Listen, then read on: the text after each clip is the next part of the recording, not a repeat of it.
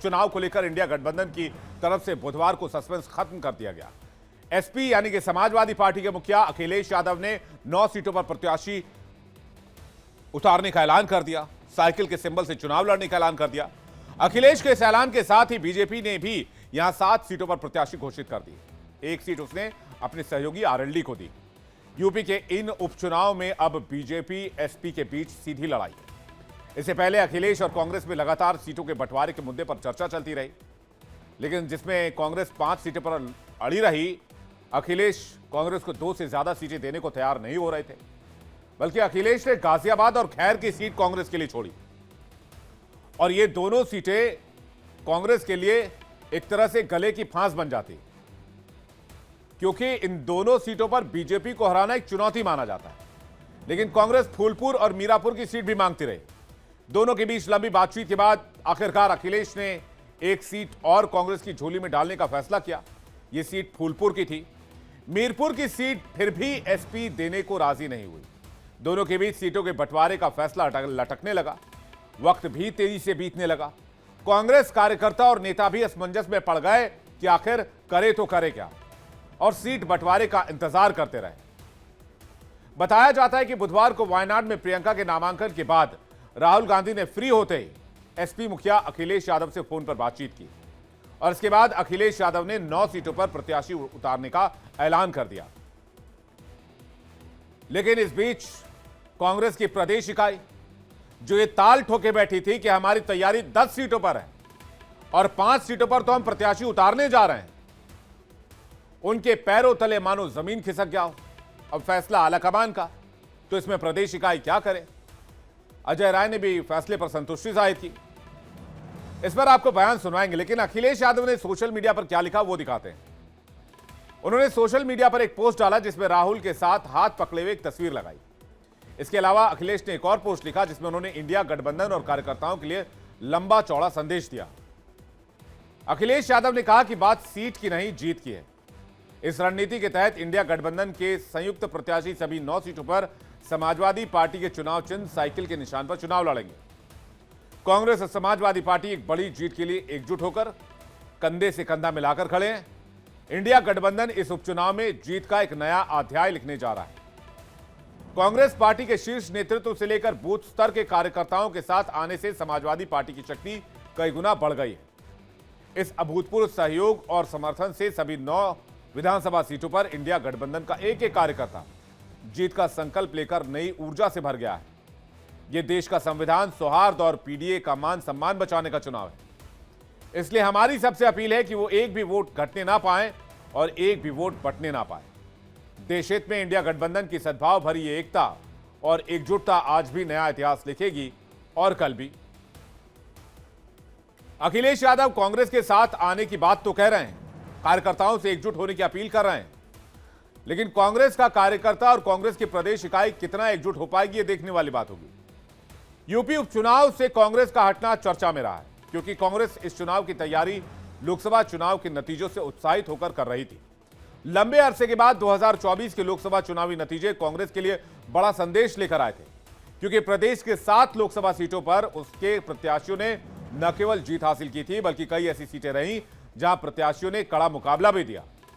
Party के कार्यकर्ताओं ने और नेताओं ने तब यह सोचा था कि यह करिश्मा अब विधानसभा चुनाव में एसपी के साथ मिलकर दोहराया जा सकता है। यही वजह है कि दोनों दलों में सीट शेयरिंग को लेकर बात चलती रही, लेकिन नतीजा ढाक के 3 पात। कांग्रेस पार्टी ने चुनाव लड़ने से इनकार कर दिया और इंडिया गठबंधन के प्रत्याशियों को समर्थन देने का फैसला कर दिया। इसे लेकर पार्टी के वरिष्ठ नेता अविनाश पांडे मीडिया के सामने आए और उन्होंने स्थिति स्पष्ट की। नहीं, आपसी चर्चा के बाद में जब हमें ये लगा कि आपस में चर्चा करने से बात नहीं बन रही है और साथ ही साथ बेहतर होगा कि हम एकजुटता के साथ में इस चुनाव को लड़ें, और प्रमुख उद्देश्य जो है वो है भारतीय जनता पार्टी को हराना, और वो तभी बेहतर तरीके से विश्वसनीय रूप से हो सकता है जब हम एक साथ मिलकर उसका मुकाबला करें। तो बेहतर यही समझा हमने कि आज हम इंडिया गठबंधन के जितने भी उम्मीदवार होंगे उनको पूरा समर्थन देकर और आश्वस्त करेंगे जीत का, बने से बने सीट के।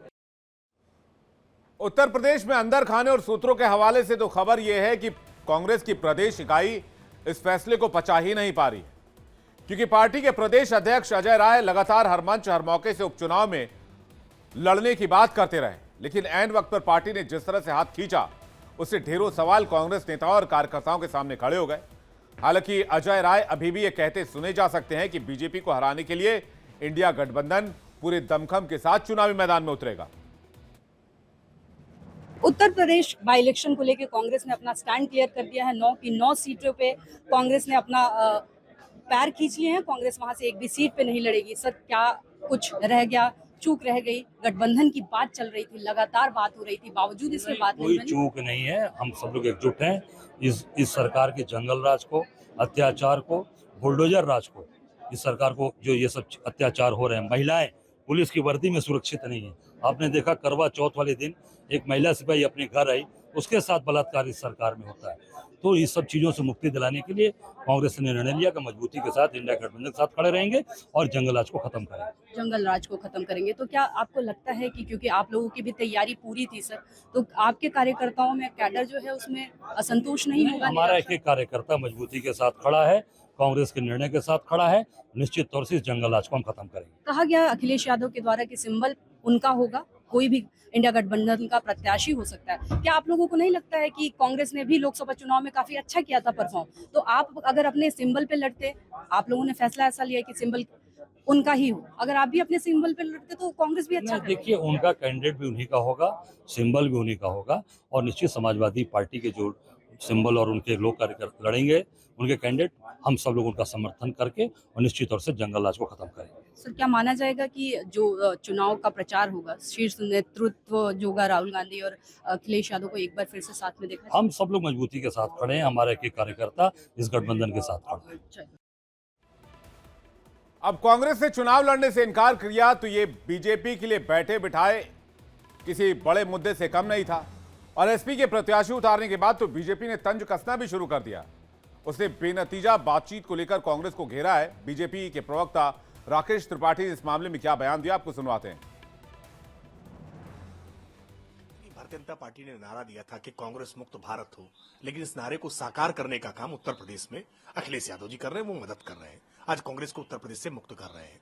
उत्तर प्रदेश में समाजवादी पार्टी से 5 सीटों की डिमांड कांग्रेस पार्टी के प्रदेश अध्यक्ष लगातार कर रहे थे, लेकिन आखिरकार वही हुआ कि कांग्रेस का हाथ का पंजा खाली रह गया। अब वो हाथ मलते रह जाएं, हाथ खड़े कर दिया आखिरकार कांग्रेस पार्टी ने, और इसके लिए जिम्मेदार भी कांग्रेस पार्टी है।